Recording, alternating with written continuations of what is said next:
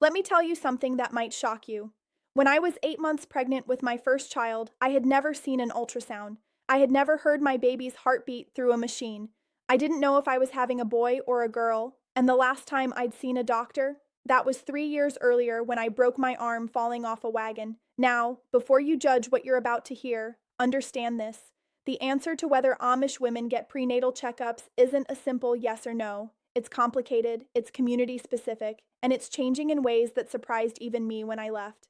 I'm Eliza. I'm an ex-Amish woman from Lancaster County, Pennsylvania.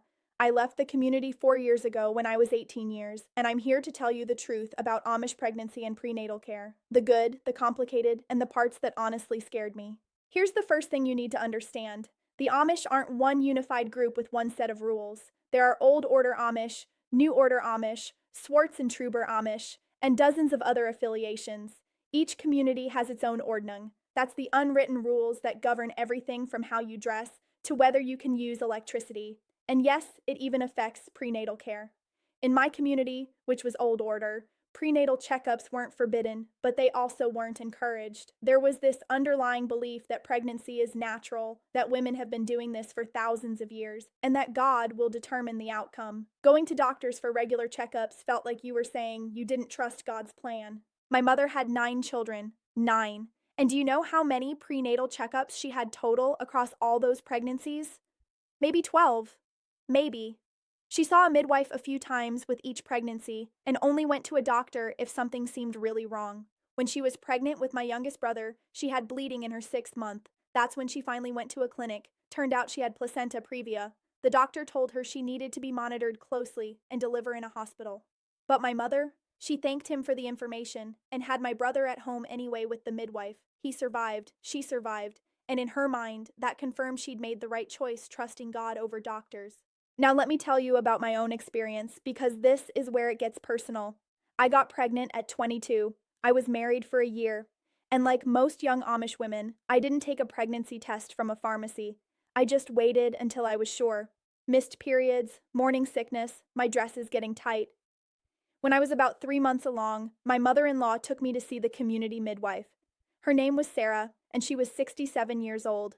She delivered over 400 babies. She checked me the way midwives have for generations, felt my belly, asked about my symptoms, gave me some herbal tea for the nausea, and told me I was healthy and strong. That was it. No blood pressure check, no urine test, no blood work, just her hands and her experience. I saw Sarah maybe 4 times during that whole pregnancy. Each time was pretty much the same. She'd feel where the baby was positioned, listen to the heartbeat with a fetoscope. That's the old-fashioned trumpet-like device, not an electronic Doppler. And she'd tell me everything seemed fine. She gave me advice about what to eat, how much to rest, what signs to watch for that might mean trouble, and then she'd send me home. The cost? We paid her with canned goods, eggs, and some hand-sewn baby clothes. Maybe $20 total for the whole pregnancy.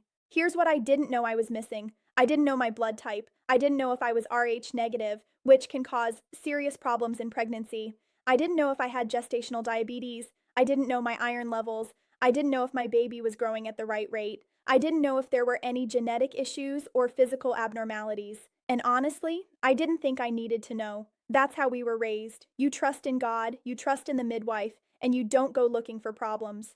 But here's where it gets more nuanced. Some Amish communities are more progressive about prenatal care.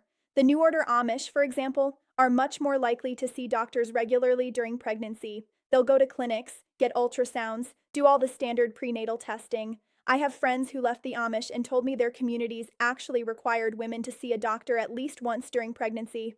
But in my community, that would have been seen as worldly, too much reliance on modern medicine, too much fear instead of faith. There are also Amish women who do get full prenatal care, but they do it quietly. They don't talk about it. They go to a clinic in a nearby town where they're less likely to run into other community members. They pay cash, so there's no paper trail through insurance. I knew women who did this. They wanted to know their babies were okay, but they didn't want to be judged by the community for not having enough faith. Let me tell you what happens when something goes wrong, because that's the reality nobody talks about. I knew a woman, I'll call her Rebecca, who was pregnant with her 5th child. She was tired all the time, more than usual. She mentioned it to the midwife, who told her that's normal when you already have 4 young children to care for. But it wasn't normal. Rebecca had severe anemia. By the time she finally went to a doctor because she could barely get out of bed, her hemoglobin was so low she needed a blood transfusion. The doctor told her that if she'd come in earlier, if she'd had regular prenatal checkups, they would have caught it with a simple blood test and treated it before it got dangerous. And here's the hardest truth. Infant mortality rates among the Amish are higher than the general population. Maternal mortality is higher too, not drastically, but measurably. And a lot of that comes down to lack of prenatal care and genetic issues from marrying within small communities. There are genetic disorders that show up more frequently in Amish populations, things like Ellis-Van Creveld syndrome, maple syrup urine disease, and others. These can be detected with prenatal testing. But if you don't get that testing, you don't know until the baby is born.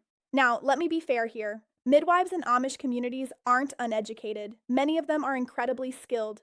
Sarah, the midwife who attended me, had decades of experience. She knew when a baby was breech. She knew the signs of preeclampsia. She knew when to tell a woman, "You need to go to a hospital right now."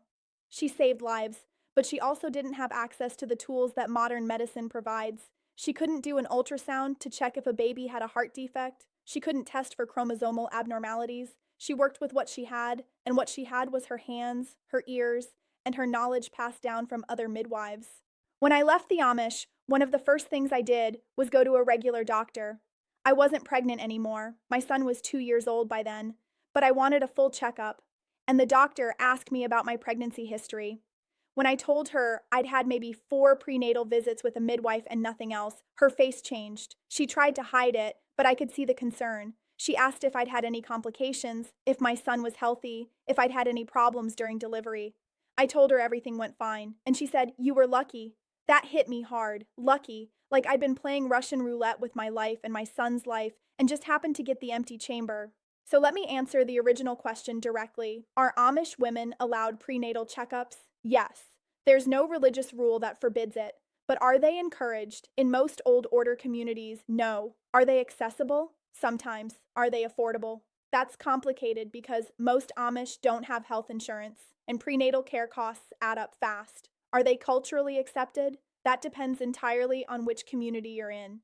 What I've learned since leaving is that prenatal care isn't about lack of faith. It's about being a good steward of the life God gave you. It's about giving your baby the best possible chance. When I got pregnant with my second child 3 years ago, after I'd left the Amish, I had full prenatal care. Blood tests, ultrasounds, glucose screening, all of it. And you know what they found? I have a blood clotting disorder that puts me at high risk for miscarriage and stillbirth. Without that testing, without that knowledge, I might have lost my baby. Instead, I was put on blood thinners throughout the pregnancy, and my daughter was born healthy. That's what modern prenatal care can do. But I also understand why Amish women don't seek it out. It's not ignorance, it's culture, it's faith, it's finances, it's fear of being judged by your community. It's the belief that generations of women before you did fine without doctors, so why should you be different? And honestly, most Amish pregnancies do turn out fine. Most women deliver healthy babies at home with a midwife and never need a doctor. But the ones that don't turn out fine, those are the stories that haunt me.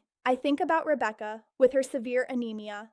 I think about another woman whose baby died shortly after birth from a heart defect that could have been detected and possibly treated if she'd had an ultrasound. I think about women who develop preeclampsia and don't realize how dangerous it is until they're having seizures. These things are preventable. These lives could be saved. Since I left, I've tried to talk to some of my Amish friends and family about this. I've tried to explain that prenatal care doesn't mean you don't trust God. It means you're using the wisdom and tools God gave humans to create. But that's not an argument that lands well in my old community. They see me as someone who's been corrupted by the English world, someone who's lost faith. And maybe from their perspective, I have. What I want people to understand is this: Amish women aren't being abused or forced to avoid prenatal care. They're making choices within their cultural and religious framework.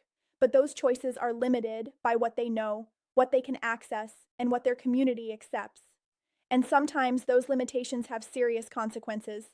If you're watching this and you're wondering what you can do, here's my thought.